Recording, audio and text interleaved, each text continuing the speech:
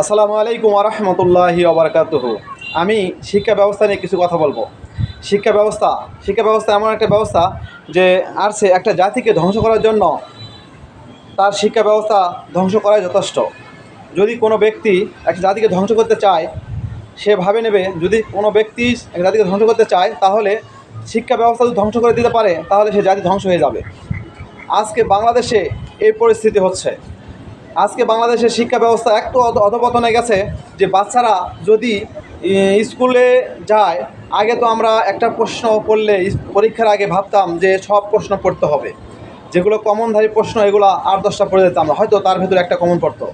কিন্তু আজ বাচ্চারা ভাবতেছে পড়ে কি হবে, বই দেখেই তো লিখতে হবে, পড়ে কি হবে, মোবাইল দেখেই তো লিখতে হবে, গ্রুপ দেখেই তো লিখতে হবে, একজন লিখলে আরেকজন লিখতে পারবে। তার বাস্তব প্রমাণ আমি দেখাবো আপনাদের। বর্তমান পরীক্ষায় মাস্টারেরা ছাত্রদেরকে মোবাইল ধরে দিচ্ছে যে এই প্রশ্ন আসছে, এই তুমি লেখো। বর্তমান পরীক্ষায় মাস্টারেরা ছাত্রদেরকে নকল ধরে দিচ্ছে। আগে তো নকল ধরার জন্য এই বিভিন্ন থানা থেকে টিওনো বিভিন্ন রকমের বড় বড় স্যাররা তো নকল ধরতো, ধরলে তাকে সাসপেন্ড করা হতো। আর এখন বর্তমান শিক্ষা ব্যবস্থা মাস্টাররাই শিক্ষাপথ ছাত্রকে তার কোশ্চেন দিয়ে দিচ্ছে পরীক্ষার হলে মোবাইল কেন, পরীক্ষার হলে সব মোবাইল নিয়ে যায়, ওপেন বড় বড় মোবাইল, ছোট মোবাইল, লিখিত কাগজ সব নিয়ে যাচ্ছে। দেখে দেখে লেখা, 6জন এক গ্রুপে বসে মোবাইল দেখে লেখা। কোনো জাতিকে ধ্বংস করতে হলে তার শিক্ষা ব্যবস্থা ধ্বংস করাই তার জন্য বেটার। সেই বাচ্চা পরীক্ষার আগে রাতের একটা প্রশ্ন বাদ দেওয়া যাবে না। একটা বাচ্চা ভাবতো পরীক্ষার আগে একটা প্রশ্ন বাদ দেওয়া যাবে না, কিন্তু সেই বাচ্চা আজ ভাবতেছে পরীক্ষার প্রশ্নপত্র স্যাররাই তো লিখে দেয়, আমরা দেখে দেখে লিখতে পারি, এত পড়ে কী হবে। আজকে শিক্ষা ব্যবস্থা অধপতনে আসছে। হয়তো এটা কোনো সময় এই কারিকুলাম ঠিক হবে কিনা জানি না। এক সময় শিক্ষা ব্যবস্থা থুমড়ে মুচড়ে পড়বে। কোনো ব্যক্তি বৈজ্ঞানিক হবে না, কোনো ব্যক্তি ডাক্তার হবে না, কোনো ব্যক্তি আর ভালো কিছু করতে পারবে না। বিশেষ করে মেয়েদের কথা বলছি। আমাদের মেয়ে সন্তানগুলা আজ অধপতনে চলে যাচ্ছে। তাদের প্রাপ্ত বয়স না হতেই তারা ভেঙে পড়ে যাবে। প্রাপ্ত বয়স না হতেই এই মোবাইল যখন তাকে দেওয়া হয়, এই ডিভাইস যখন তাকে দেওয়া হয়, তার সাথে কতক্ষণ থাকবেন আপনি?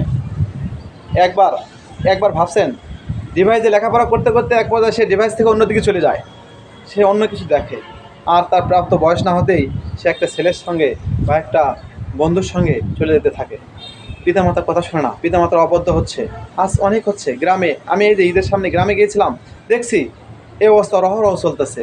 প্রাপ্ত বয়স 13 বছর, 14 বছর, 12 বছর পর্যন্ত, 14 বছর, 16 বছর না যাতেই অনেক পোলাপান ঝরে পড়ে গেছে, তারা বিবাহিত হয়ে গেছে। আজ বিবাহের মর্মকথা না বুঝতেই তারা বিবাহ করে পড়ছে। যৌবন তাদের সামনে চলে আসছে, মোবাইলের ডিভাইস দেখে নষ্ট হয়ে যাচ্ছে।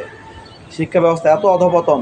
আমি শিক্ষামন্ত্রীকে বলতে চাই, শিক্ষা ব্যবস্থা অতি তাড়াতাড়ি যদি শিক্ষা কারিকুলাম অতি তাড়াতাড়ি যদি এই সংরক্ষণ বা বিচক্ষণ বা এরা সমালোচনার মাধ্যমে যদি ফিরে না আসা হয়, তাহলে হয়তো শিক্ষা ব্যবস্থা এক সময় দুমড়ে মুচড়ে ভেঙে পড়ে যাবে। আমি পরিশেষে বলছি, সবাই দয়া করে আমার এই ভিডিও শেয়ার করবেন। শিক্ষা ব্যবস্থার একটা বিশেষ ভিডিও আমি আপনাদের সামনে দেখাবো। এই ভিডিওটা হচ্ছে শিক্ষার্থীরা কিভাবে পরীক্ষা দিচ্ছে। দেখেন বর্তমান শিক্ষার্থীর এই অবস্থা, এই যে শিক্ষার্থীরা এভাবে তারা পরীক্ষা দিচ্ছে, এভাবে তারা শিক্ষার্থীরা পরীক্ষা দিচ্ছে। 5-6 জন গ্রুপ হয়ে 5-6 জন মিলে মোবাইল সামনে রেখে তারা এভাবে পরীক্ষা দিচ্ছে।